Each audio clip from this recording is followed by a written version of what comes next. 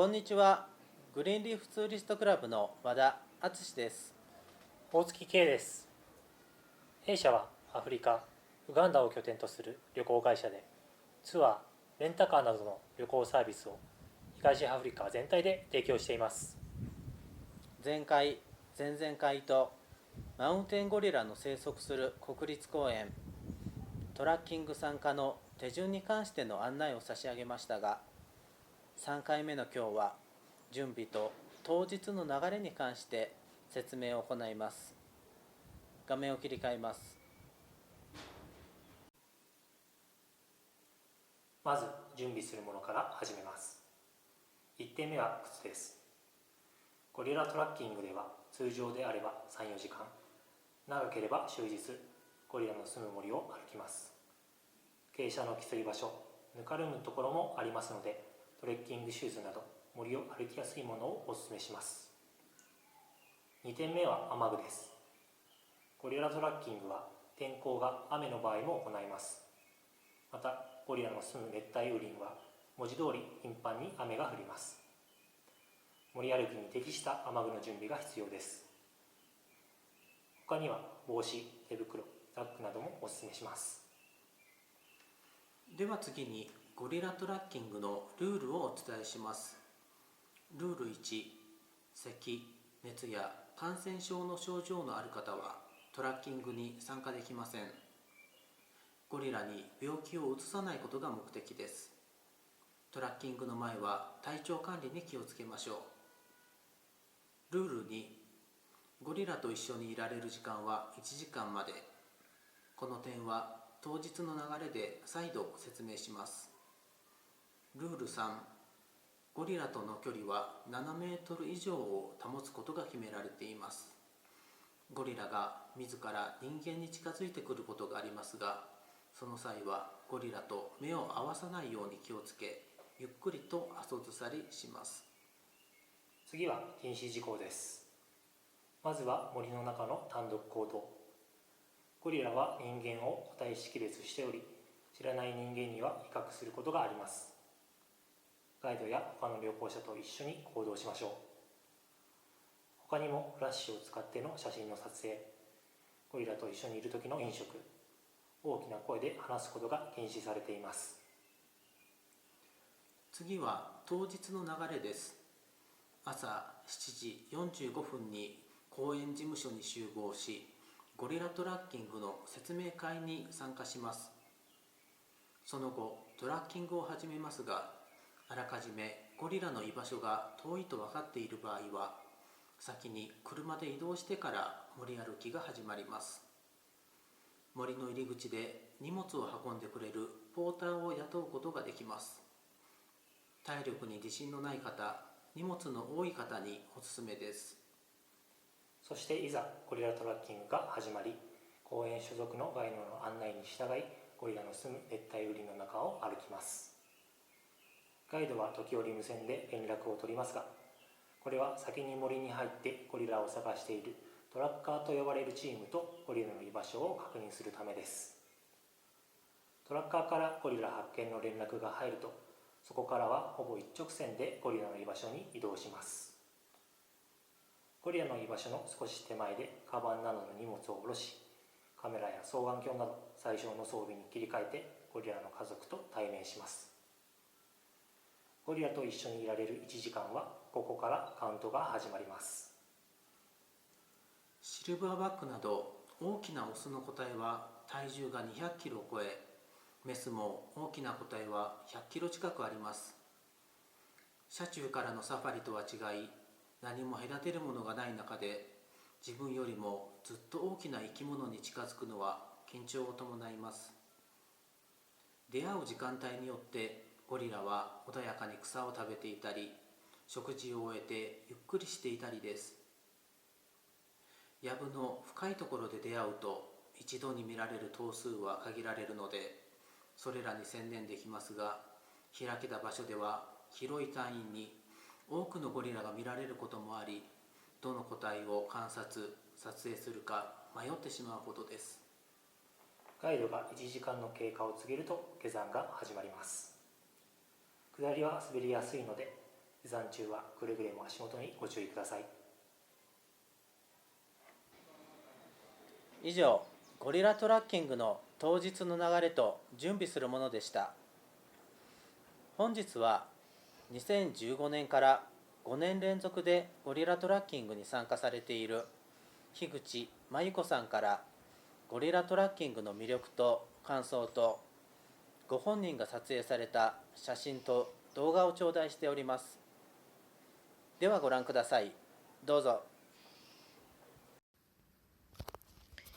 マウンテンゴリラのですね、魅力は一言では表せないほど、多くありますけれども、彼らに現地で会いますと私たち人間にとても近い存在であるということを強く感じることができます。マウンテンゴリラはですね、生物学的には類人猿と言われてまして、例えば赤ちゃんのゴリラは何でも興味津々で、私たちツアー客をよく観察しているんですけれども、至近距離でずっと人間の顔をですね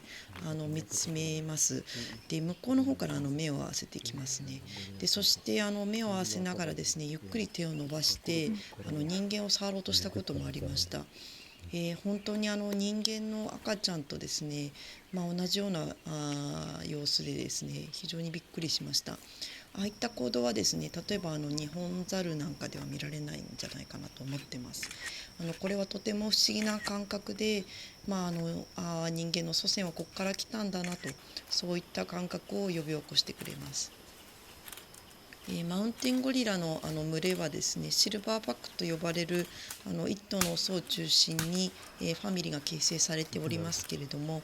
シルバーバックがファミリーの行動すべてをコントロールしています。どこに行って何を食べどこで寝るか、私たちツアー客とのですね距離の取り方や接し方もです。子育てなんかもですねやりますね。でそれからファミリーの中に独立する前の若いオスもいるんですけれどもシルバーバックだけが全く違った体験をしています。でなんでああいうふうに変わってしまうのかは詳しくは分かってないそうなんですけれども、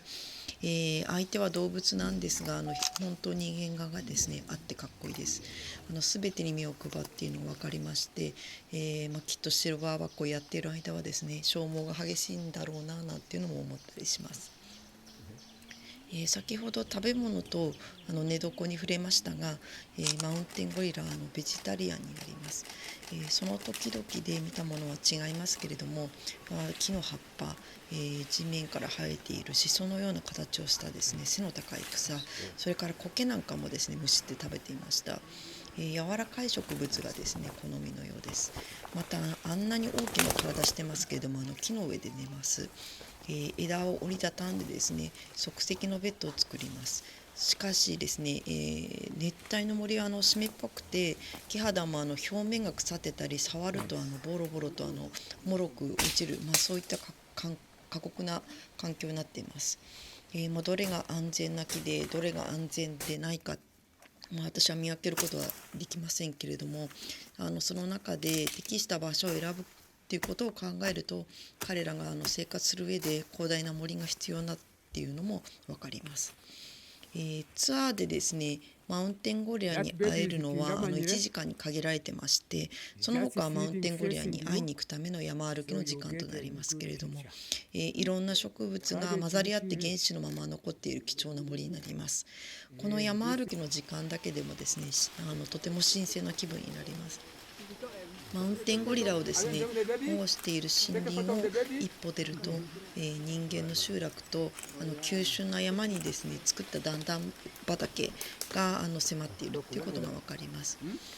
帰国して河合正夫さんという研究者が書いたですねゴリラ探検記という単行本を図書館で書いて、読みました。地域の森とですね人間の集落の風景は基本的に何十年と変わっていないようです。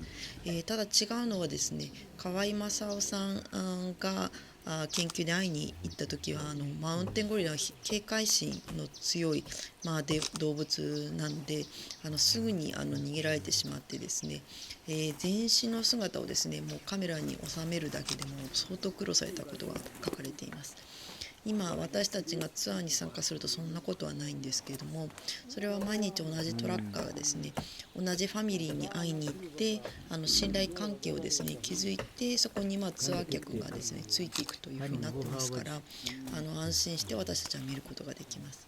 地元の方のですねさまざまな努力やサポートがあってツアーが成り立っているということに心から感謝いたします。私は2015年から5回ほどマウンテンゴリラのツアーに参加しましたけれども、